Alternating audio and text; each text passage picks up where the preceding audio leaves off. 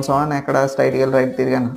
So ఇక్కడేంటంటే main problem in case ఆ అమ్మాయికి నువ్వు నచ్చలేదనుకో, డైరెక్ట్‌గా ఇప్పుడు నువ్వు ఇలాగెళ్ళావు ఈ సీట్ సెకండ్ ఇయర్ రూమ్ ఎక్కడ అని అడిగావు. ఆ అమ్మాయి స్ట్రైట్‌గా ఎళ్లి రైట్ తీసుకో అన్నయ్య అన్నదనుకో, అంతే. ఇప్పుడేం చేస్తావు?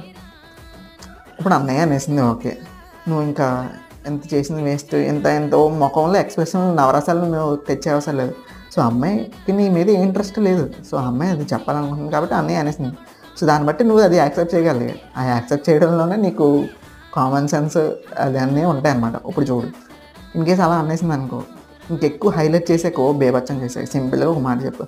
సరే జాగ్రత్తగా చదువుకో చెల్లెమ్మ. మీ వదినని జాగ్రత్తగా చూసుకొని పక్కన అమ్మాయి ఎవరన్నా ఉంటే ఆ అమ్మాయిని చూపించేయి. అలా చూపించి వెళ్ళిపోయి ఇంకా నీ పని నువ్వు చూసుకో ఇంక మళ్ళీ అటువైపు చూడకు. సో, దాన్ని బట్టి ఏంటంటే ఒకటే డైలాగ్ ఇద్దరికీ బొరబాడైపోద్దనమాట. సో, దాన్ని బట్టి అవతల నుంచి ఏ రియాక్షన్ వచ్చినా సరే నువ్వు యాక్సెప్ట్ చేసేంత స్టేజ్‌లో